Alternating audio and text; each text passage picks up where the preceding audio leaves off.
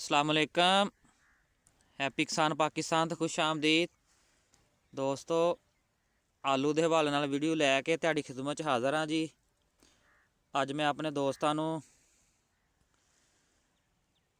आलू की फसल के बारे चंद मालूमात जड़ियां ने वो देंगा और उहदे नाल नाल उकाड़ा सब्जी मंडी दे विच आलू के जिहड़े ताज़ा रेट ने वो भी अपने दोस्तों की खिदमत पेश करांगा। तो जी दोस्तों,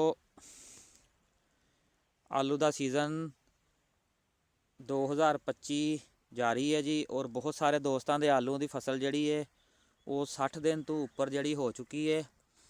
और मैं अपने दोस्तों को यह मशवरा देंगा कि अगर तुहाडे आलू की फसल 60 दिन तो उपर हो चुकी है तो तुसीं हुण उहदे ते खाद का इस्तेमाल जिहड़ा वो नहीं करना।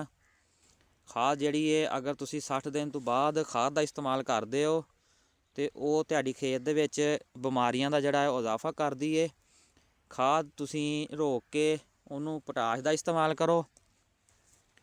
पोटाश नीचे फ्लड करो, उपर स्प्रे करो किसी अच्छी कंपनी की लैके। और उहदे नाल नाल बोरान का जिहड़ा स्प्रे आ वो लाजमी करो। रिपीट स्प्रे अपने आलू के पुट्टन के शेड्यूल नूं देखदियां होइयां 2 दफ़ा बोरान के स्प्रे जिहड़े आ वो भी दिओ। एक स्प्रे पुट्टन तो 25 दिन पहला कर दिओ, एक जिहड़ा है वो 10-15 दिन पहला, यानी कि रिपीट बोरान का स्प्रे और पोटाश का जिहड़ा है वो फायदा है जी। खाद अगर तुसीं 60 दिन तो बाद दिओगे तो उहदा जिहड़ा है वो नहीं फायदा हैगा। और उस तो बाद अपनी मैनेजमेंट नूं बेहतर करके अपने स्प्रेज जिहड़े आ वो बेहतर करके ब्राउन लीफ स्पॉट का जिहड़ा स्प्रे आ वो लाजमी करो। उस तो बाद अगेता और पछेता झलसाओ जिहड़ा है वो भी आ चुकिया है, ਉਹਦੇ स्प्रे ਜਿਹੜੇ ਨੇ ਉਹ ਲਾਜ਼ਮੀ ਕਰੋ ਤਾਂ ਕਿ ਜਿਹੜੀਆਂ ਵੱਲਾਂ ਨੇ ਉਹ ਦੇਰ ਤੱਕ ਔਰ ਤੰਦਰੁਸਤ ਰਹਿਣੀਆਂ ਚਾਹੀਦੀਆਂ। ਬਹੁਤ ਸਾਰੇ ਦੋਸਤ ਜਿਹੜੇ ਆ ਉਹ ਕਹਿੰਦੇ ਆ ਜੀ ਇਹ ਨੀਚੇ ਵਾਲੇ ਪੱਤੇ ਆ ਜੀ ਇਹ ਬਰਾਊਨ ਲੀਫ ਸਪਾਟ ਦਾ ਸਪਰੇਅ ਨਹੀਂ ਕਰਦੇ ਜਾਂ ਝਲਸੋ ਦਾ ਸਪਰੇਅ ਰੋਕ ਦਿੰਦੇ ਆ ਜੀ। ਹੁਣ ਵੱਲਾਂ ਨੇ ਵੈਸੇ ਦਿਨ ਕੱਢ ਜਾਣੇ ਆ। ਵੱਲਾਂ ਜਿਹੜੀਆਂ ਨੇ ਉਹ ਸਿਹਤਮੰਦ ਔਰ ਤੰਦਰੁਸਤ ਜਿਹੜੀਆਂ ਨੇ ਉਹ ਰਹਿਣੀਆਂ ਚਾਹੀਦੀਆਂ ਨੇ। ਔਰ ਸਪਰੇਅ ਜਿਹੜੇ ਨੇ ਉਹ ਅੱਛੀ ਕੰਪਨੀਆਂ ਦੇ ਇਸਤੇਮਾਲ ਕਰੋ। संजेंटा का रिवर्स झलसो वास्ते इस्तेमाल कर लो, ड्रैगन इनू इस्तेमाल कर लो, FMC का कैबरूटाप, बायर दिन फीटो ਜਾਂ किसी अच्छी कंपनी का सक्सैस लैके तुसी इस्तेमाल करो। और ब्राउन लीफ स्पॉट वास्ते फर्टी साइंस की एक प्रोडक्ट है क्रूडन, वो बड़े अच्छे रिजल्ट ने। और स्प्रेस का जोड़ा है वो बहुत ख्याल रखना चाहिए ताकि वल्लां जड़ियां ने हुण इस स्टेज ते तुहाड़ियां सेहतमंद रहन और नीचे खुराक देन और पैदावार दे विच जिहड़ा है वो इजाफे का बायस बनन। पोटाश और बोरान जिहड़ी है दोबारा रिपीट करांगा जी, बहुत ज़बरदस्त चीज़ है जी। तो जी दोस्तों, अज 5 जनवरी 2025 है जी। और अगर उकाड़ा सब्जी मंडी दे विच टोटल बोरी की गल करिए तो बोरी जिहड़ी अज 24,000 बोरी तकरीबन जिहड़ा ओहदी आमद होई है।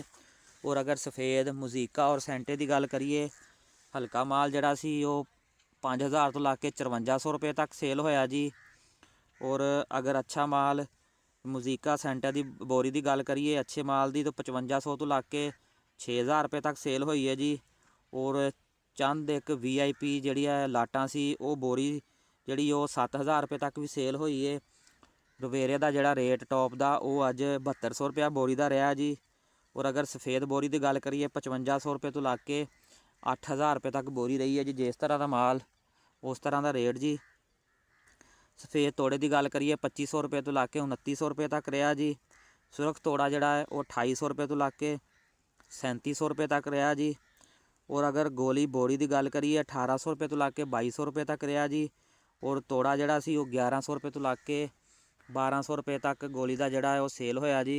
उकाड़ा सब्जी मंडी दे विच बहुत सारे दोस्त जिहड़े आ वो अपने आलू की कच्ची पटाई करते पे आ।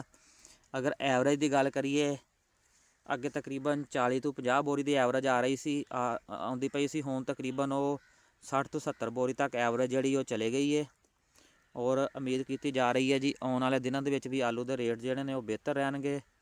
तो जी दोस्तों, आलू के हवाले नाल वीडियो सी। मैं अपने दोस्तों को रिक्वेस्ट करांगा जी इन्हूं लाइक और शेयर कर देना। और जिहड़े दोस्तों ने हजे तक हैप्पी किसान पाकिस्तान सबसक्राइब नहीं किया, हैप्पी किसान पाकिस्तान सबसक्राइब कर लो, बैल आइकन नूं दबा लो ਤਾਂ ਕਿ ਮੁਖਤਲਿਫ ਫਸਲਾਂ ਦੇ ਹਵਾਲੇ ਨਾਲ, ਮੁਖਤਲਿਫ ਫਸਲਾਂ ਦੇ ਰੇਟਾਂ ਦੇ ਹਵਾਲੇ ਨਾਲ ਵੀਡੀਓਜ਼ ਜਿਹੜੀਆਂ ਹੈਪੀ ਕਿਸਾਨ ਪਾਕਿਸਤਾਨ 'ਤੇ ਅਪਲੋਡ ਹੁੰਦੀਆਂ ਨੇ ਤੁਹਾਨੂੰ बर वक्त ਦੇਖਣ ਨੂੰ ਮਿਲਦੀਆਂ ਰਹਿਣ। ਅੱਲਾ ਹਾਫਿਜ਼।